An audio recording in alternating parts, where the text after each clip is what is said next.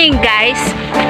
For today's video, manglimpyo mi. So, coastal clean up sa Linaw. So, special thanks sa amo ang iski kagawad si Paul Benedict Coyos. Pinaka-uptik nga iski kagawad. So, dali guys, uban mi sa pagpalimpyo sa sapa sa Linaw. So, layo pa man ang agion padung sa sapa guys. So, naglakaw-lakaw sa misaring kalibunan. As you can see guys, muna ipaingon sa sapa. Blood. Atro sa ito. Ibunan lang kaya ubos ko.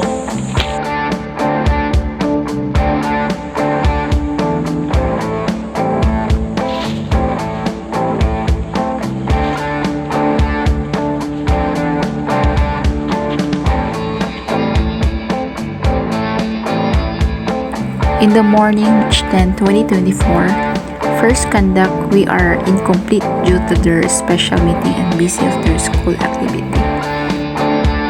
Kining akong mga kauban sa pag first conduct is mga youth ni sa Hinawanan o napoy iski kagawad.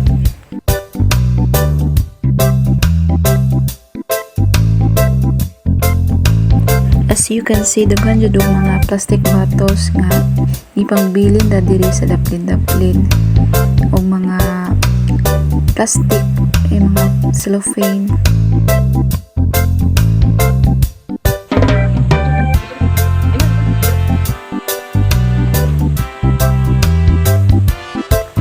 So diri nga side is daghan sad nga nagkalat nga basura maski duol ra sa basurahan wag jud na labay og tarong nila.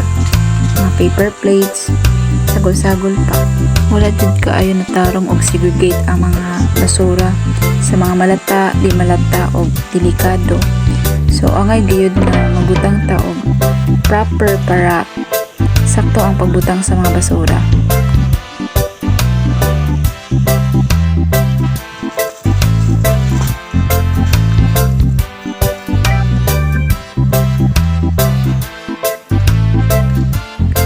Ubay-ubay sa ang mga butilya nga natapok na mo dire klase-klase na yung mga tanduway ice o uban pa na pwede po ni mabaligya.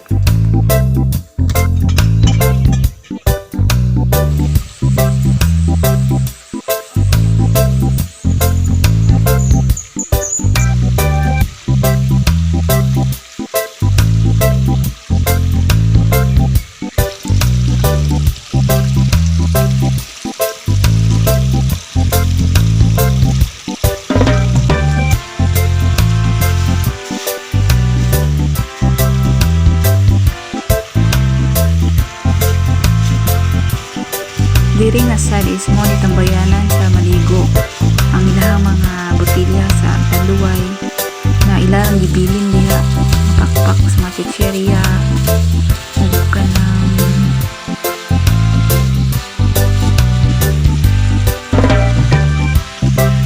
coastal cleanup in Linaw Falls, focusing on 3 specific goals of river coastal cleanup.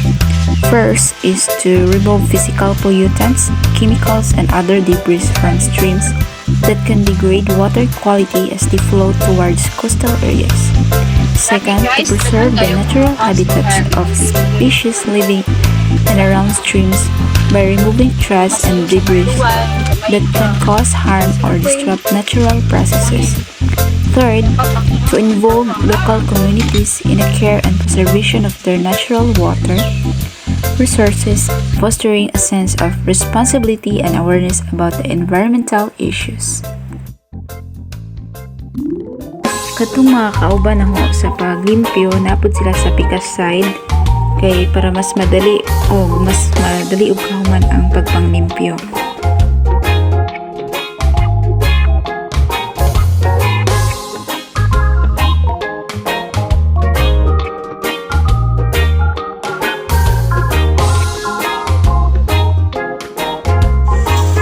Kay nahuman naman og pangpunit-punit na ko dito sa side. So ako nang gidala ning sako para itapo ang mga nakolekta ng mga sagbot, mga botilya, mga plastic cellophane ug uban pa.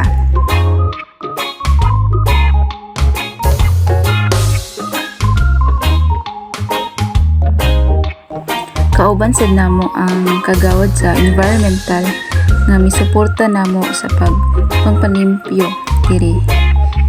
Kay nahuman naman mi og panglimpyo, so ang snacks na mi og last picture kay nahuman na.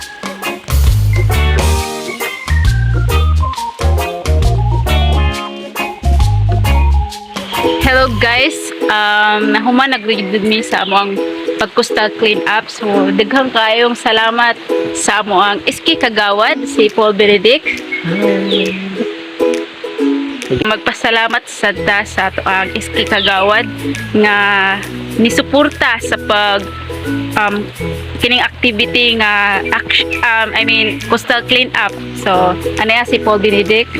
Hi, thank you so much ni DC, akong cousin, for inviting me here para ma-participate aning activity. Thank you so much. Ako kayong tabang sa atong environment.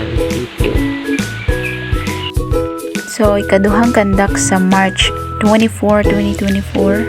So, I'm so blessed and thankful because we were complete and were united for the good of our environment and save our Mother Earth. So, kauban ako tanan ang mga eski kagawad, eski chairman o officially sad sa environmental. Sa pagbalik na mo sa ikapangduha ka kandak sa month of March, nagyapoy mga basura nga na sa tubig, aning daplin ga nagsagol-sagol, wala na butang sa proper nga butanganan na nagkalat ang mga basura.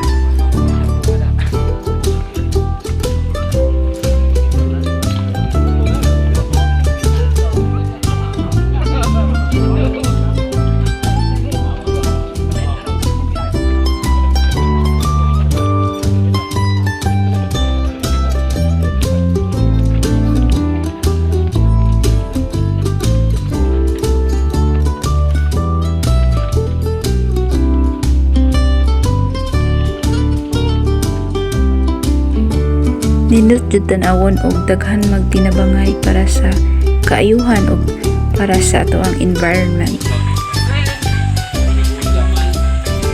Yung video.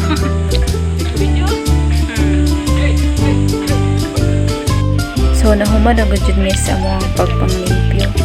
Then nag-snacks na mi aning tayma kay ang gutom na ang mga person. Aron dili ko dako sa mauulit sa manan.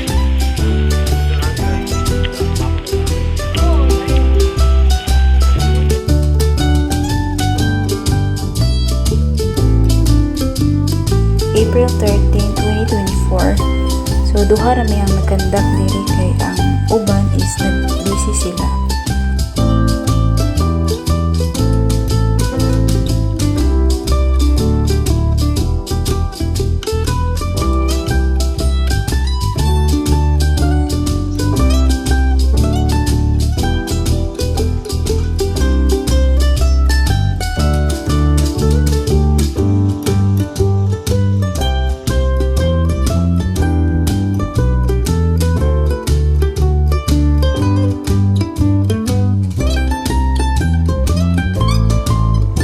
April 27, kaduhang kandak sa month of April.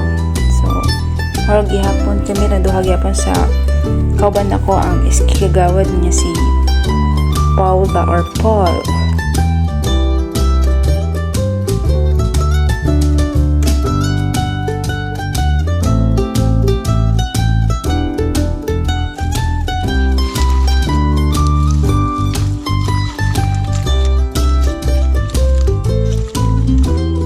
As you can see, medyo uga-uga na ang tubig diri sa sapa tungod sa init nga panahon.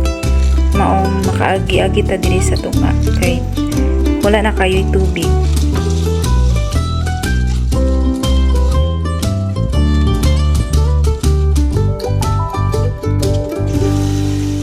So dihang nilagbas na ta aning dapita aning tunnel sa sapa-sapa. Pero anaagya po yung mga daghang sagbot nga diri sa nga trap or na sabod. Anong dapat kailangan gihapong akwaon ang mga sagbot kay makabarado gihapon sa akwanan sa tubig.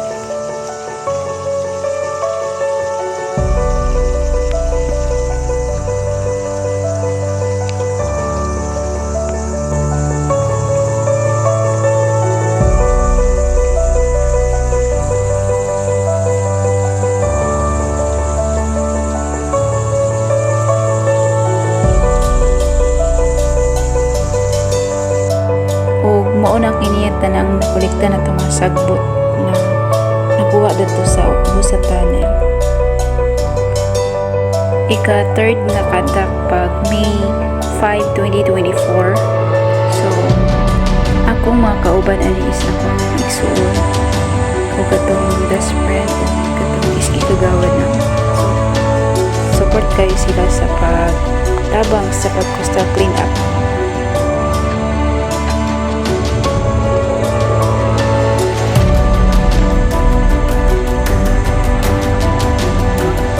My fellow youths, Barangay Councilor of Environmental and Iski participating in coastal cleanup activities has been a deeply meaningful experience. By removing litter and debris from short lines, we not only improve the aesthetic appeal of these areas but also prevent harmful pollutants from entering marine habitats, ultimately safeguarding marine life and biodiversity. Moreover, coastal cleanups serve as a powerful education tools, raising awareness about the sources and impacts of marine pollution. Through these activities, participants gain first-hand insight into the consequences of unsustainable consumption and waste practices, fostering a sense of responsibility and stewardship towards our natural surroundings. Coastal cleanup initiatives play a crucial role in advancing several United Nations Sustainable Development Goals, particularly those related to marine life conservation, sustainable communities, and responsible consumption and production. Reflecting on analyzing these efforts can provide valuable insight into their contribution towards achieving these goals. Through data analysis of the types and quantities of debris collected, we can assess the process toward SDG 14, Life Below Water, which aim to conserve and sustainably use the oceans, seas, and marine resources. SDG 15, Life on Land by preventing land-based pollutants from reaching and harming coastal habitats.